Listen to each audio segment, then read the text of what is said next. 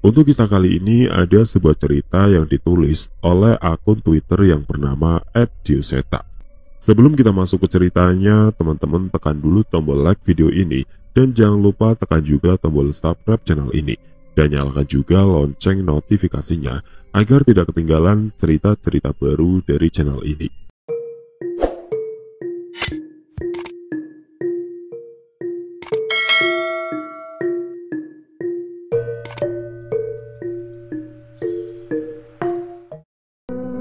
Sudah Mas Kito, tidak usah sopan-sopan, bawa masuk saja semua. Biar dibuatkan minuman sama Yunija. Potong Nyai Kanjeng. Wajah Pak Kito terlihat cukup heran. Sebelumnya tidak pernah Nyai Kanjeng menyambut seseorang ataupun dirinya dengan begini santainya. Saya belum mengerti maksud kalian kemari. Tapi terima kasih sudah menyembuhkan Tika dan mengajak Tika ke sini. Ucap Nyai Kanjeng pada kami. Aku dan Pak Le segera mengambil posisi duduk di kursi kayu yang nyaman berhadapan dengan Nyai Kanjeng. Sementara Cahyo masih menikmati pemandangan ornamen-ornamen indah yang menghiasi rumah ini. Nyai, ini Pak Le, beliau yang sudah membantu Tika. Pak Kito memperkenalkan Pak Le kepada Nyai Kanjeng dan disambut dengan anggukan yang anggun. Sebenarnya semenjak memasuki rumah ini, aku sudah memperhatikan gelagat Pak Le yang menjadi serius. Kami memulai perbincangan sambil menikmati kopi dan suguhan yang disajikan oleh Yunija. Sedari tadi Tika masih merasa canggung dengan Nyai Kanjeng, walaupun aku tahu dia ingin sekali mendekat ke ibunya itu. Saya sudah siap menerima apapun konsekuensinya atas kesalahan yang saya lakukan di desa Tanggul Mayit. Tapi tolong, seperti ucapan kalian saat di desa itu, setidaknya Tika bisa selamat dari mereka yang ingin membalas dendam kepada Trah Darmo Wiloyo. Aku tidak pernah menyangka kata-kata itu akan keluar dari Nyai Kanjeng yang sebelumnya sempat berniat menumbalkan Tika. Mata Tika terlihat berkaca-kaca, seolah Tika menerima ucapan Nyai Kanjeng tadi sebagai ungkapan rasa sayang seorang ibu yang dulu hampir tidak pernah dia rasakan. Aku hanya sedikit tersenyum dan mengusap kepala Tika. Masalahnya Nyai, Tika juga tidak ingin Nyai Kanjeng kenapa-napa. Makanya dia meminta kami untuk mencari jalan keluar agar Nyai bisa selamat. Balasku, Nyai Kanjeng menatap Tika sebentar dan menoleh dengan tatapan yang sendu.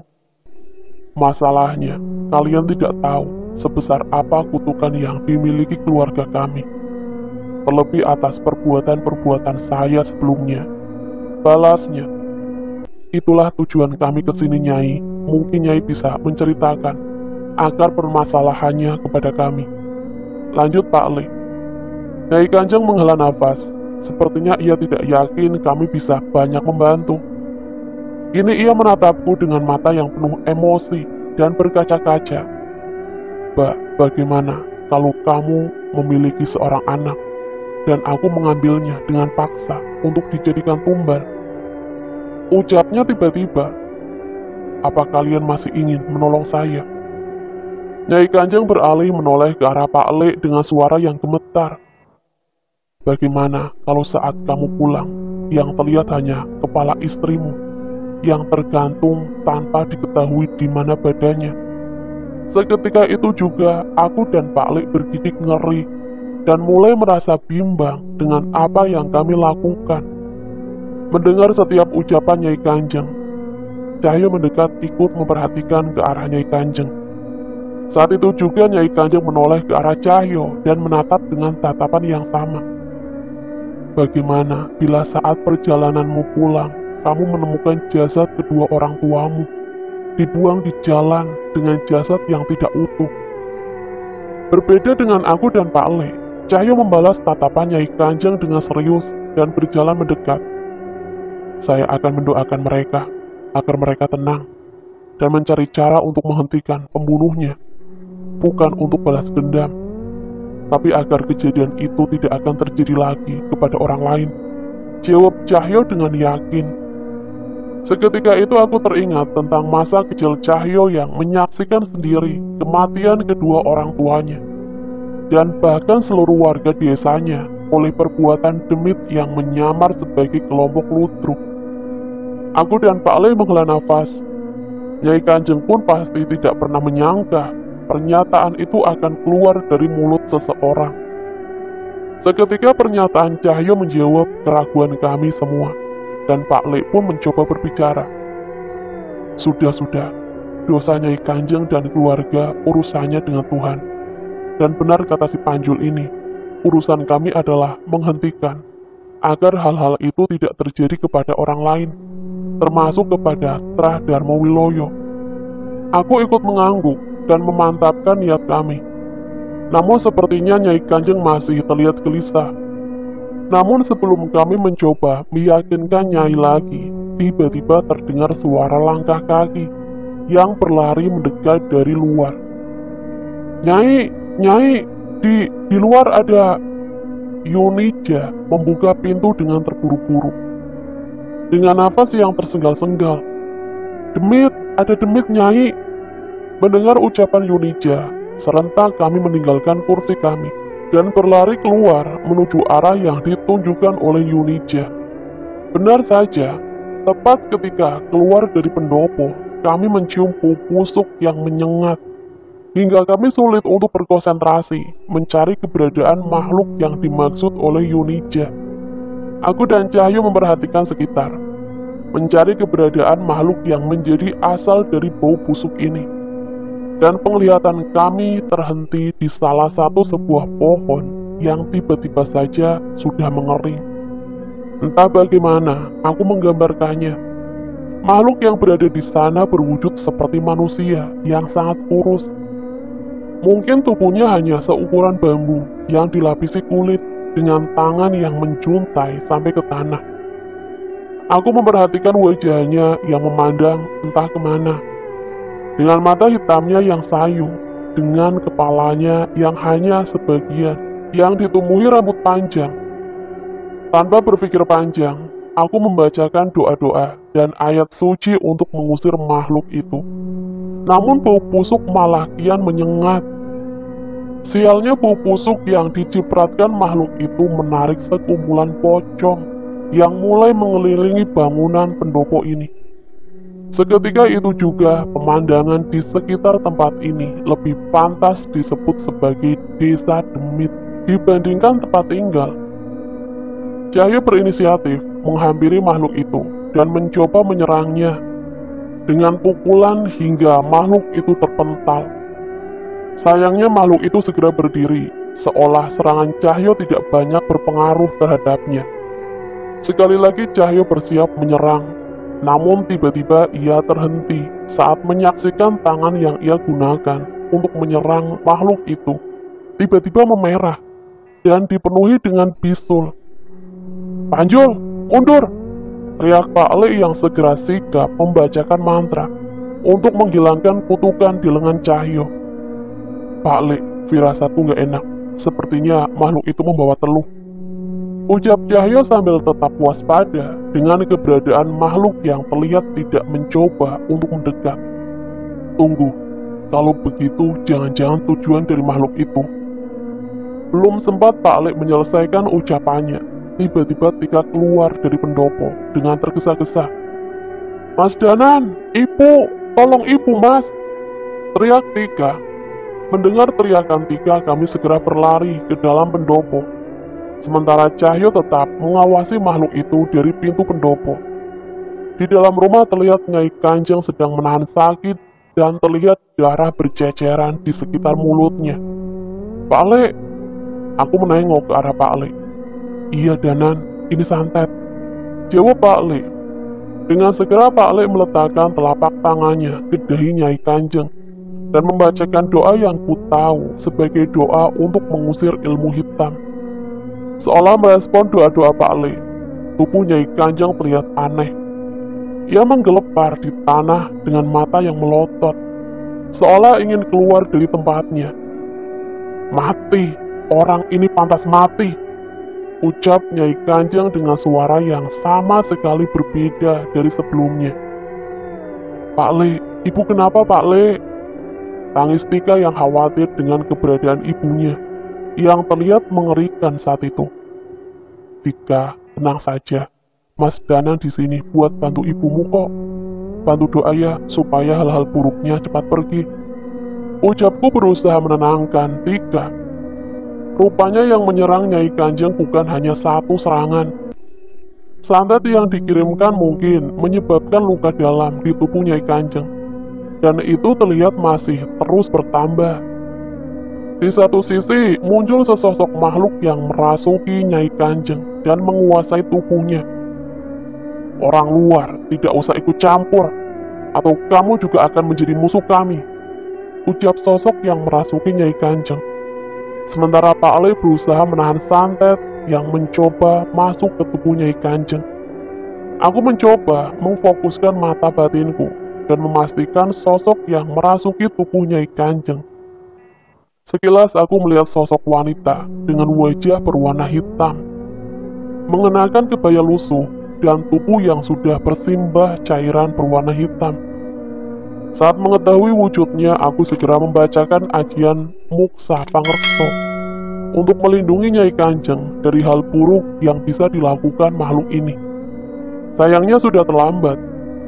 Tak lama setelahnya, Nyai Kanjeng berhenti meronta dengan wajahnya yang terkulai dan matanya yang masih terus terbuka. "Ibu!" teriak Tika yang semakin panik. "Pak Le, Nyai Kanjeng." Tanyaku yang berharap mendapatkan jawaban tidak seperti yang kuperkirakan. Pak Le menghela nafas dan menutup doa-doanya.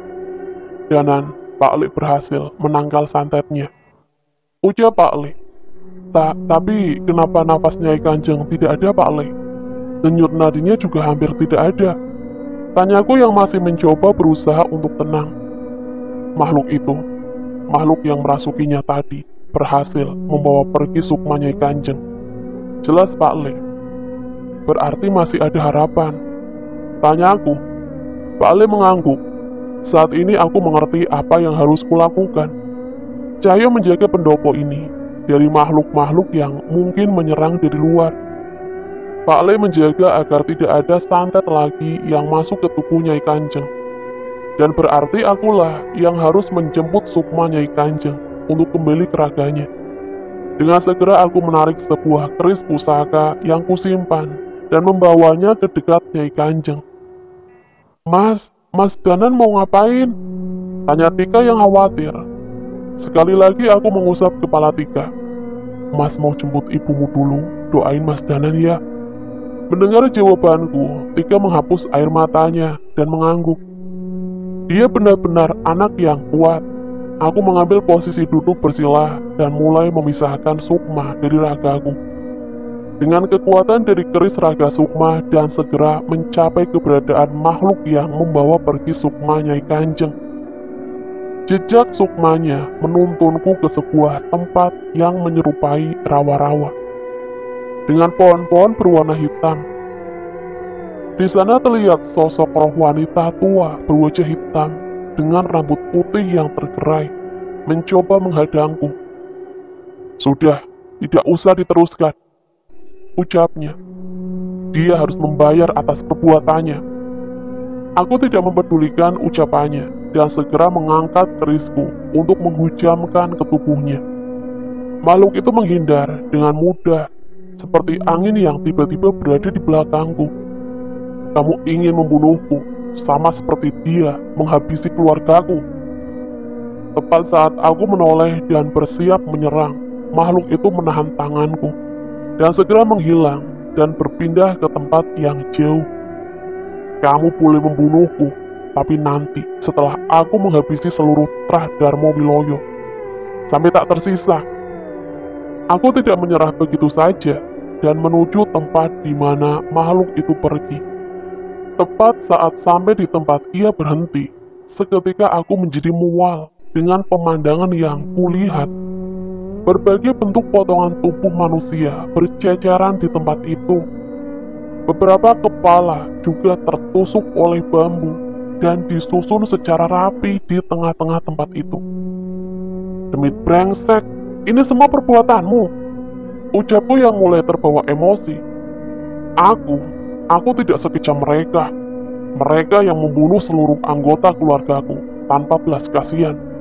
Dan aku hanya membalas dengan mengambil sukma mereka untuk melampiaskan semua dendamku, ucapnya sambil tertawa puas. Aku yang terbawa amarah segera menyerang wanita itu, namun hampir tidak ada celah untukku mengenainya. Ia hanya bergerak bagaikan angin yang tidak tersentuh. Berbagai cara kupikirkan agar seranganku berhasil, namun semua seolah percuma hingga akhirnya tanpa sengaja aku menyadari keberadaan wujud sukma Nyai Kanjeng yang tergantung di sebuah pohon. "Jangan nekat," ucap makhluk itu saat menyadari aku sudah menemukan sosok itu. Ia terlihat marah dan seperti membacakan sebuah mantra. Saat itu juga aku merasa sukmaku kian melemah. Mungkin mantra ini yang ia gunakan selama ini sehingga sukma dari korbannya tidak berdaya. Dengan wajah penuh amarah, ia menarik sebuah benda yang menyerupai tusuk konde dan menusukkannya ke sukmaku yang kian lemah. Saat itu juga aku melihat luka yang dibuat tusuk konde semakin menghitam dan menyebar. Aku yakin ini bukan benda biasa. Aku tidak berdaya dan terbaring di sekitar potongan-potongan tubuh yang berserakan. Namun aku tidak menyerah dan mencoba membacakan doa yang diajarkan Pak Le untuk menahan kutukan yang disalurkan melalui tusuk konde ini. "Dasar bocah bodoh, percuma," ucap makhluk itu yang berjalan ke arahku dengan membacakan mantranya lagi, seolah bersiap menghabisiku. Aku menggenggam kerisku dan bersiap menerima serangan apapun yang akan ia lancarkan. Tapi tanpa terduga, tiba-tiba cahaya putih di hadapanku. Sebuah cahaya yang muncul dari sebuah api yang hangat. Geni Baraloka. Ini adalah ilmu milik Pak Le. Aku tertolong dengan keberadaan Geni Baraloka. Aku memulihkan tubuhku dari luka yang mengandung kutukan dari tusuk konde yang sepertinya merupakan sebuah pusaka. Makhluk itu terlihat panik. "Kurang ajar, ternyata kalian bukan orang sembarangan," ucapnya dengan kesal. Makhluk itu kembali mencoba membacakan mantranya, namun terlihat sukmanya semakin melemah. Api apa ini? Kenapa bisa jadi begini?" ucapnya heran. Aku melihat keanehan dari makhluk itu. "Tunggu, kau bukan demit kiriman seseorang. Kamu manusia yang merubah sukmamu menjadi demit?" tanyaku setelah sadar akan pengaruh Geni Baraloka dengan makhluk itu. "Kurang ajar, kamu tidak tahu apa yang sudah kukorbankan untuk mendapatkan kekuatan untuk membalas dendam ini," teriaknya kesal. Namun sukma hitamnya semakin memudar, seolah memaksanya untuk kembali ke tubuhnya. "Awas kalian, dendamku akan terus kubalaskan sampai tuntas," ucapnya yang segera pergi meninggalkanku di tempat mengerikan ini. Aku menghela nafas lega. Sepertinya serangan dari nenek itu berdampak dengan ragaku yang dijaga oleh Pak Le, sehingga Pak Le mengirimkan Geni Baraloka ini. Tanpa menunggu lebih lama, aku memeriksa sukma Nyai Kanjeng yang masih utuh dan mengarahkannya untuk kembali bersamaku. Geni Baraloka dikirimkan Pak Le, kutinggalkan di tempat ini. Saat api ini semakin besar, nanti aku akan kembali ke tempat ini untuk menenangkan sukma yang sudah tidak berwujud hasil pelampiasan wanita tua berwajah hitam itu. Tepat saat kembali ke tubuhku, aku merasakan rasa sakit tepat di dada, tempat serangan makhluk itu menusukku. "Danan, kamu gak apa-apa?" ucap Cahyo yang khawatir dengan kondisiku. Mungkin seandainya ia juga memiliki ilmu raga sukma, dia juga sudah menyusulku sedari tadi. Enggak apa-apa, untung Pak Le tepat waktu," balasku. Aku menoleh ke arah Nyai Kanjeng yang berangsur-angsur pulih setelah sukmanya kembali. Cahyo membantu membopongku mendekat ke arah Nyai Kanjeng. "Nyai Langgar Wiryo," ucap Nyai Kanjeng begitu tersadar dari kejadian tadi. Ia berkata dengan tatapan kosong, seolah berusaha mengingatkan sesuatu. Dulu salah satu anggota keluarganya memfitnah Raden Anjar, kakak tertua saya. Kami yang tidak terima, marah, dan mengirimkan santet untuk menghabisi seluruh keluarganya. Jelas Nyai Kanjeng. Sepertinya pusaka yang ia kenakan saat itu berhasil menyelamatkannya, hingga ia berniat untuk membalas dendam. Aku, Cahyo, dan Pak Lek saling berpandangan. Kini kami tahu dengan jelas masalah apa yang kami hadapi. "Gimana Mas, Pak Lek, masih tetap mau membantu kami kan?" tanya Pak Gito. Cahyo menepuk pundak Pak Gito, bermaksud untuk menenangkannya. "Tenang Pak Gito, kami masih di sini kok," ucapnya. "Nyai Kanjeng, mungkin Nyai Kanjeng punya petunjuk untuk menyelesaikan permasalahan ini?" tanya Pak Lek yang sepertinya mendapat sedikit petunjuk. Nyai Kanjeng berpikir sejenak. Ia seolah berusaha mengingat sesuatu yang mungkin bisa menjadi petunjuk. Nyai Sendang Rangu. Sebuah nama diucapkan oleh Nyai Kanjeng. "Itu siapa, Nyai?" tanyaku. "Dulu ia adalah ingon pelindung leluhur kami sebelum leluhur kami memutuskan untuk memisahkan diri dari keluarga dan mengangkat nama Trah Darmo Wiloyo," jelasnya. Seandainya bisa menemukan sosok itu, mungkin ia bisa memberi petunjuk. Nama itu tidak terdengar asing di telingaku, namun aku tidak bisa mengingat lebih jauh. "Terus saat ini makhluk itu ada di mana, Nyai?" tanya Cahyo. Nyai Kanjeng menggeleng. "Saya tidak tahu, tapi ada seseorang yang mungkin tahu keberadaannya. Dia adalah Raden Anjar, kakak tertua. Dialah yang mengurus semua pusaka yang dimiliki keluarga kami, termasuk cincin batu hitam yang dimiliki Pika saat ini," jelasnya. Nyai Kanjeng menceritakan tentang saudara tertuanya yang tinggal di kaki gunung. Dia mengasingkan diri untuk menjaga makam keluarga Darmo Wiloyo. Aku menoleh ke arah Cahyo. Sepertinya ia juga membaca pikiranku untuk mencari tahu tentang Raden Anjar. "Kalau begitu, setelah ini, kita harus menemui Raden Anjar terlebih dahulu.